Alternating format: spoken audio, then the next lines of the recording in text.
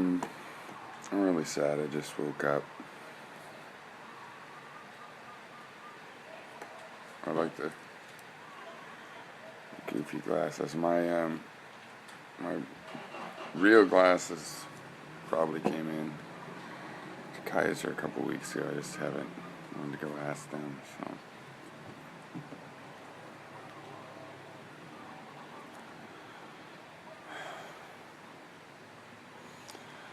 But, I just woke up really particularly sad. And that's kind of the situation. Either wake up more sad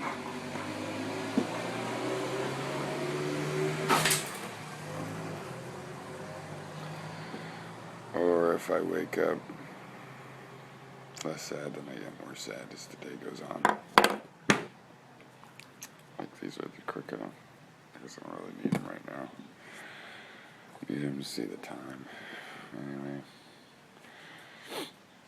Well, right after it happened, it was just like mornings. Every morning, people were talking about having trouble sleeping, and I haven't really had trouble sleeping.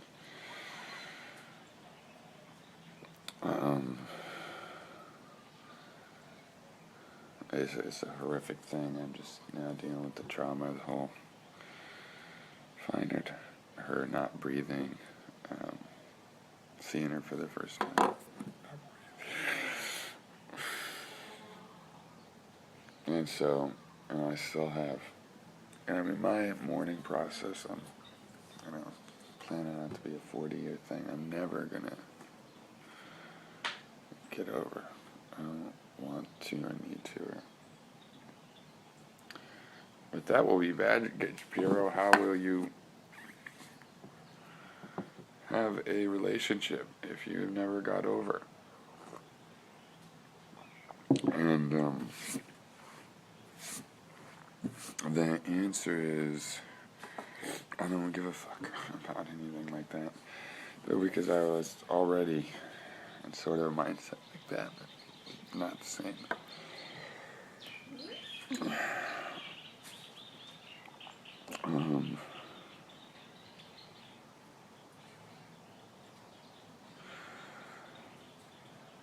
I have a feeling, it's like, what am I going to do? What am I going to do?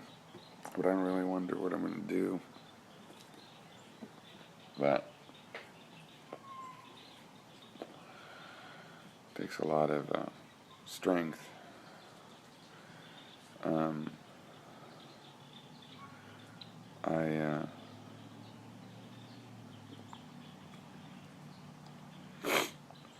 Somehow I feel like I can't do anything wrong. This means that I can't do anything really wrong. Like I can't be petty and self-destructive and cut my nose off to spite my face. I can't ignore my chance, That make a big difference now,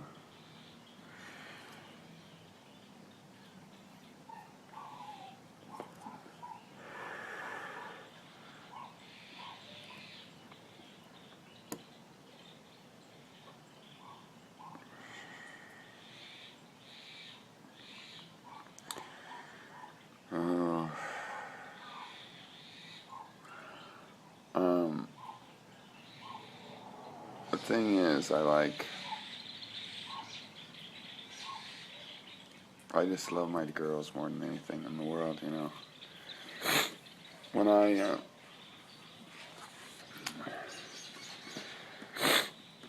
When June was 2, I moved to Hawaii because my relationship wasn't working out good.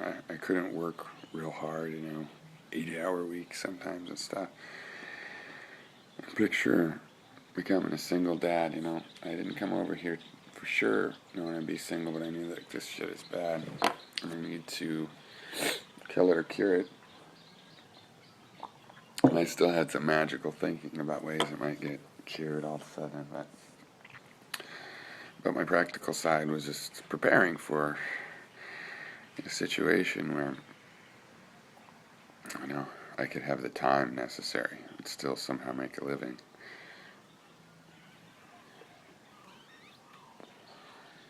And, my daughters were starting to get older, and I was starting to see, hey, I'm going to have to, the way I decide what house to rent and things like this, those are going to be different in a few years. And,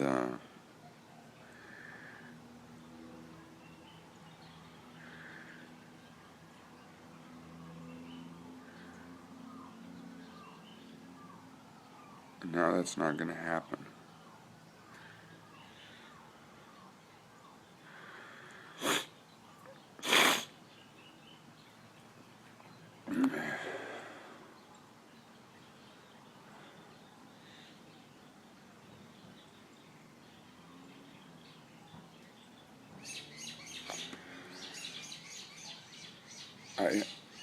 I don't.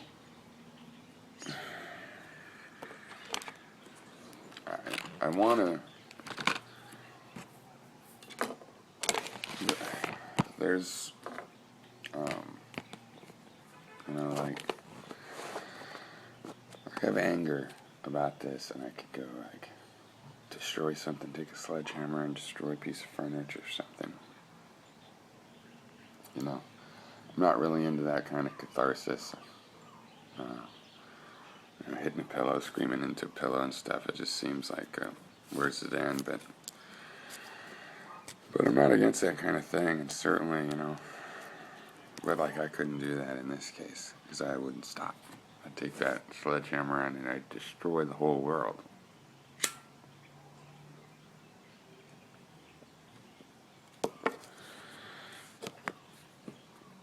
What it feels like, now I have to try to do things right, be understanding in a different way, and just in terms of being thorough. I'm a pretty forgiving guy, I think. I like to talk to a wide variety of people, and I'm tolerant of a lot of different stuff that freaks other people out and stuff.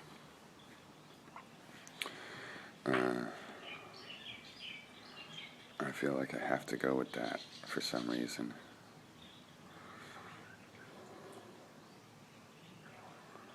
I mean, not really sure I can explain it because, there's like, let's still have another daughter, but she's 18 and going to be on her own. She wouldn't want to be all on her own, and, I don't know.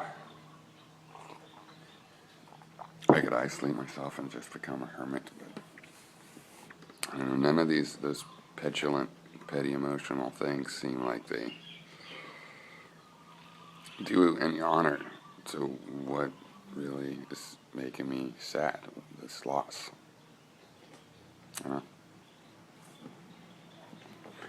Like if your main house burns down and you have a little shed left,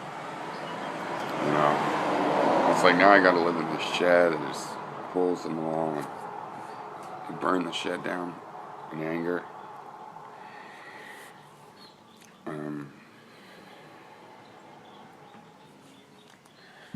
So, I don't know. And,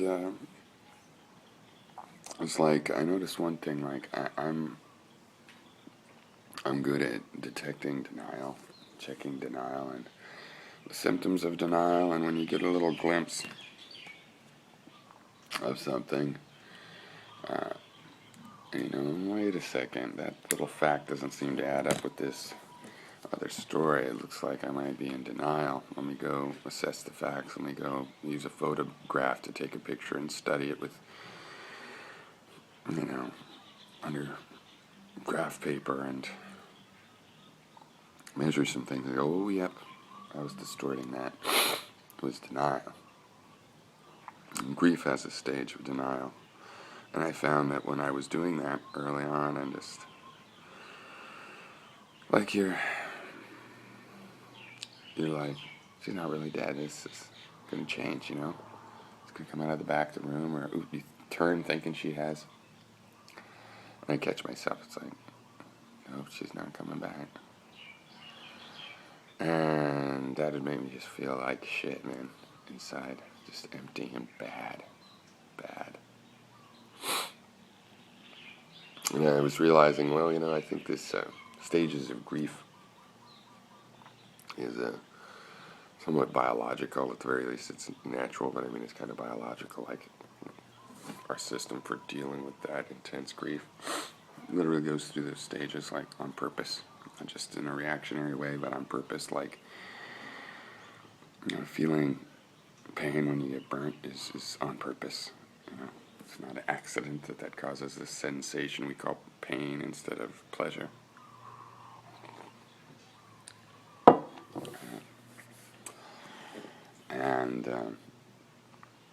And that denial is like a shell where you slowly build up some idea so you can take the truth.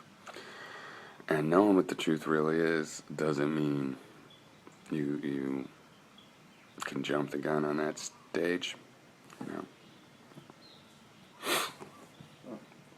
So,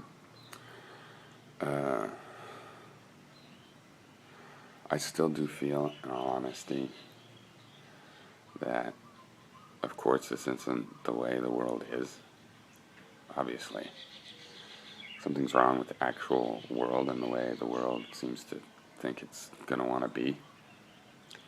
It's obviously made a big mistake, is an error.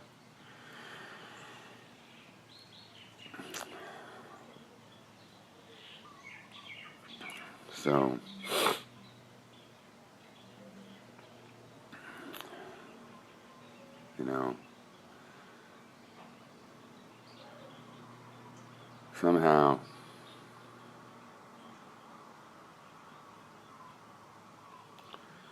somehow it seems like even more intense of a drive. I mean, I want to make the world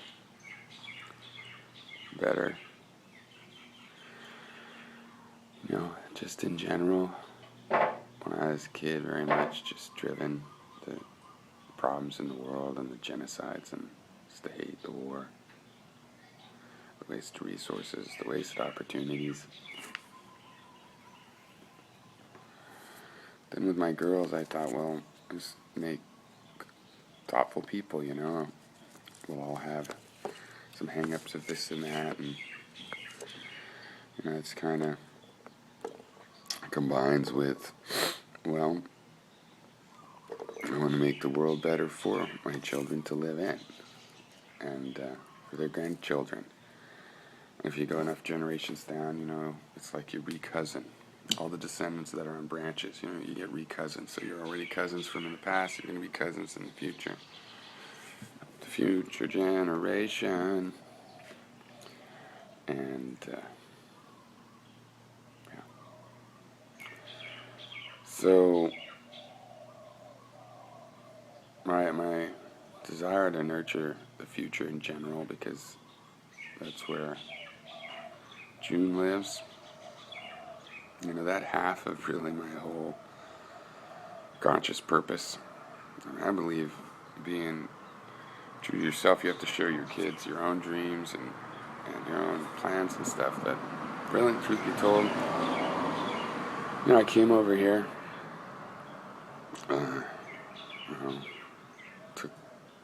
halved my pay and whatnot, and I just built everything, like my cost expectations and what I could afford to do, what I couldn't, where I needed to live, and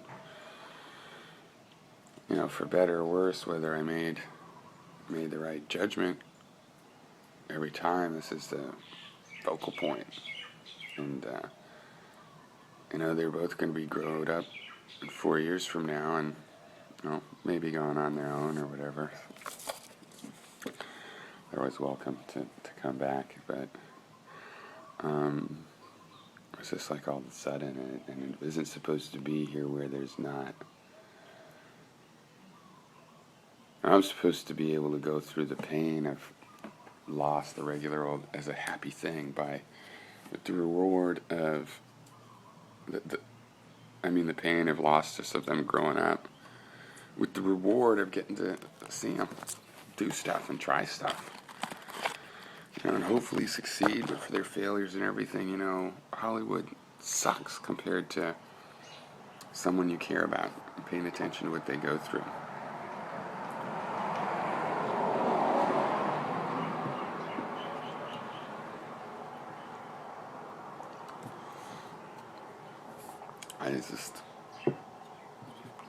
I don't,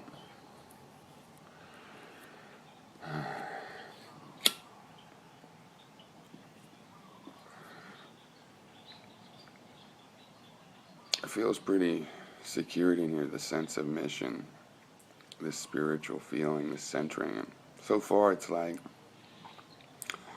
it seems to have added a lot of clarity in general, because I have just as accessible all my scientific beliefs and knowledge. Nothing in my spiritual universe even wants to contradict what I know about nature or even psychology. You can't call it a spiritualism of the gaps, because I'm not putting in the gaps. I'm not putting in the gaps to explain what's going on in the gravitational field, all this stuff we don't know. It's adding stuff at the top. It's adding integration of why I fucking care what the universe is made of. This spiritual side answers that. And I would like to take this argument with the anti-theists to the anti-spiritual brigades and see how they do, because my spirituality is pretty natural philosophy oriented, right? Where it strays from like my own view, my own world, naturally philosophical worldview, or whatever the model I have of how the natural world works, is that it is embracing a human feeling, right? It's like trying to find food by following your feeling of hunger. And that'll probably help you find food, but it might not help you understand, whether hunger is, whether hunger is a metaphysical message from God, or won't help you sort it out. I'm sort of taking that feeling a little more at face value than I could if I understood what was really behind it. But then again, I do think I've gotten the gist of what's behind it. So I want to make a video, some more videos about this, but just tell you, try a quick form of what I mean right now. Like from analogy with hunger, or lust. Imagine it's 10,000 years ago, right? You're basically biologically the same as now. You have the same intellectual capacity, but your culture is, like down a logarithmic scale. It just very much does not have a sophisticated technological culture in its writing.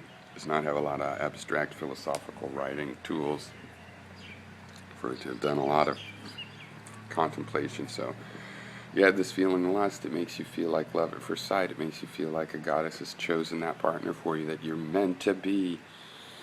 And all these romantic ideifications about your lust and love. And there's different kinds. There's lust and affection that's very protective, and there's mixtures of all this. It's like all the colors in the visual spectrum. And if you're trying to figure out, let's say, a more simple version of this truth of like, oh, the DNA has given me this reaction system to help me bond with the partner and to procreate, because it's in the evolutionary interest, so-called, and it doesn't do it. It's like you don't get lustful and think and realize it's because I want to have a baby. I mean, you can have that feeling even if you consciously didn't want a baby, but if you go back when maybe it wasn't exactly common knowledge of where babies came from, but if the information was there for bright people to keep figuring it out, and what they would do is think of, well, what is that feeling? What do I do on that feeling? And you start to pick out big picture of how it fits in. Same thing with hunger. You can have a point, when you're hungry, it doesn't feel like, oh, my blood level of sugar is at X52 and I need to raise that 3 notches. I will deep get sugar source. You just feel this hunger, which could be characterized as the kind of lust. And you follow it, boom. So what is the spiritual feeling? See, that's my naturalistic analysis of spirituality. It's that we have a spiritual feeling, a way you feel that we call a spiritual feeling. And people go, well, that's just a hormone being released in your brain. Well, duh. What is hunger and lust? It's just neurological, biochemical releases happening. And there's reason. There's reasons. The body is being guided in its from bioevolutionary momentum. Right? So what's it about? What's it trying to lust us towards? My natural definition of spirituality is just, paying attention to those thoughts that you have when you feel that way. And in my case,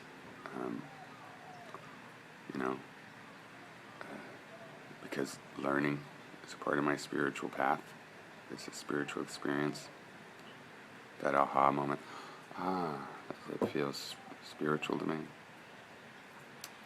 So find out what it all means, but basically I could create a set of spiritual ideas just based on, I was feeling spiritual, here's what I was thinking, write it down in the spiritual. So my idea of spirituality either came from or caused this concentric spheres of morality that I have, right? I think morality is how you treat people in groups you're in. Ideally, those groups should be made as concentric circles. And you should have the morality worked out all the way up. And this is related to my result of my looking at all my spiritual experiences and trying to find something in common. It seems to me spiritual experiences are those when I see that I'm part of a larger thing, a larger group of, I'm a part of the forest. I'm out of there and looking at this vista. I'm like, wow, I'm just a speck in this thing, and I automatically have this feeling of, tiny greatness and connectivity to everything while being just the tiniest little speck of something, and somehow that being fused to the whole and the whole fused to me. So it seems to be a feeling that tries to increase our moral urges. Again, but it's just a biology. Yeah, well, moral urges aren't doing what God says. There is no metaphysics. But what else is supposed to motivate wanting to do the right thing, right? And if I didn't have some notion of a spirituality sitting there, then I wouldn't, I could tell you I couldn't even define what right or wrong thing would be. So, I'd like to see some anti-theists or anti-spiritualists, anti-phantasmagoricals take that on. How's that phantasmagorical? We know why we have lust, at least big picture. We know why we have hunger, at least big picture. We know why the cold feels chilly. These things are danger to our survival. Various degrees of danger going with various degrees of built-in discomfort and reactionism. So what is the spiritual feeling? It's just finding that out as an empirical, scientific thing. And it doesn't take any metaphysics or anything else. It's just trying to figure out, well, why, how is this urge in our best interest currently or throughout history? And I don't think you can blame, it's like spirituality, it's just a woo-woo urge to magical think. No, we had magical thinking involved we still do, in our interpretation of the feeling of attraction and love and lust. We had magical thinking in that, and people still do. She's meant to me, and they become stalkers because they just can't face the reality. Yeah?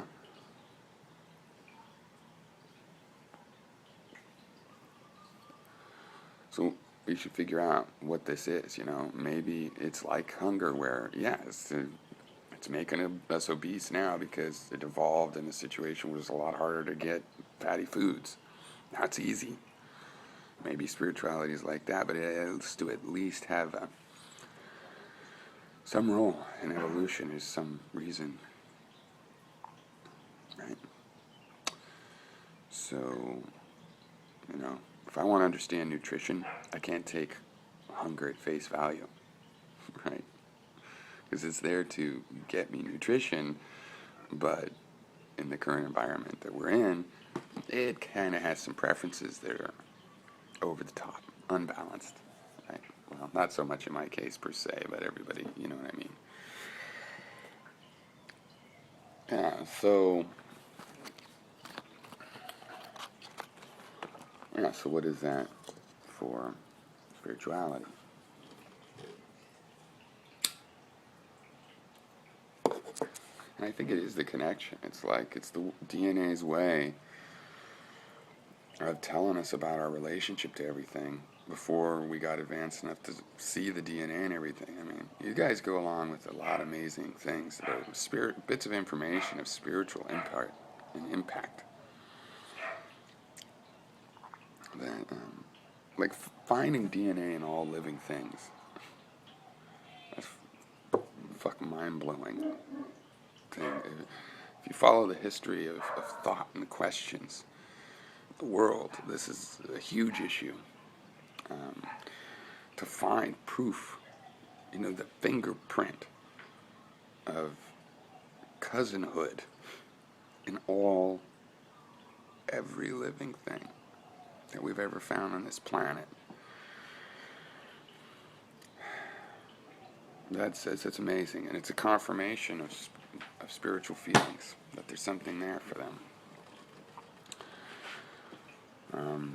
I think anything too extreme is a flaw, but I do think you can't ignore strong things. And I think spirituality can lead to negative actions.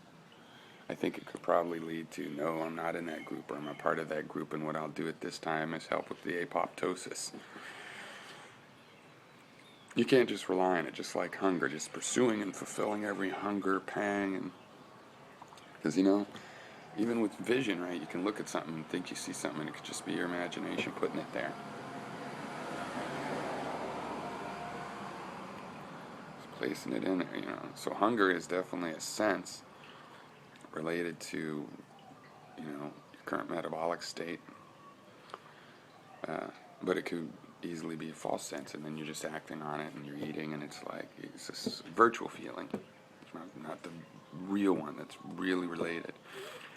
And I'm sure that can happen with spirituality, but I think right now the problem is that mostly we're not using our spiritual mechanisms. Our spiritual institutions have been there to fuck up our spirituality so that we'd be better slaves. And because if you have a bunch of people on their spiritual path, then they don't put up with being fucking slaves. And they might put up with it because they have no choice and they're not ready to die, but they will be in the very least in a secret cabal of freedom. I believe there might be individuals that would have other natural states, but that's been my impression. And really, considering how long slavery's been a part of our culture, a major part, people actually are pretty resilient to giving in emotionally to slavery. But one of the tricks that they get is that they give in to their master's religion, which inevitably serves to enslave them further. And their spirituality was screwed up, and it's slowing down the evolution, the cultural evolution.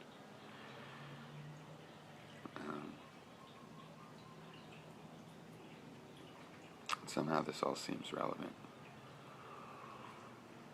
because somehow there's only a spiritual understanding to take of any real worth or mention from my daughter's death, And that, it still doesn't make sense that way. It's just like, though,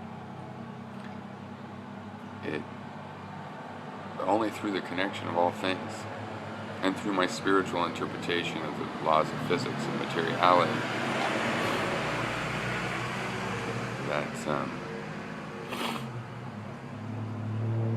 that I can see the accomplishments of my daughter's short life and sort of feel like there's something solid there and something that mattered because it existed,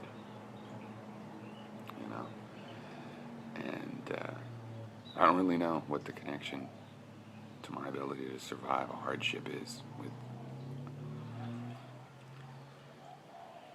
taking more confidence in the body of ideas that I've constructed as a result uh, of identifying and recognizing spiritual feelings and spiritual patterns. It's the only place to get that kind of meaning. And now I'm in a weird place where, there's nothing I can do to really fix what I always want changed. And yet there's sort of a feeling of resoluteness. Like, should I lose the will to live, which I haven't. I want to live just as much as ever. But I would go on just all the more resolute, all the more stoic.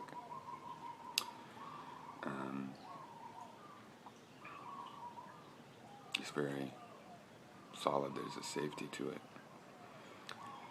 But, like, it's hard. It's just that, it's better than just totally fucking losing it. And anyway, so yeah, I just woke up. I felt like dumping my morning emotions this time. And in a way, it's because it's not as bad as it is a lot of mornings.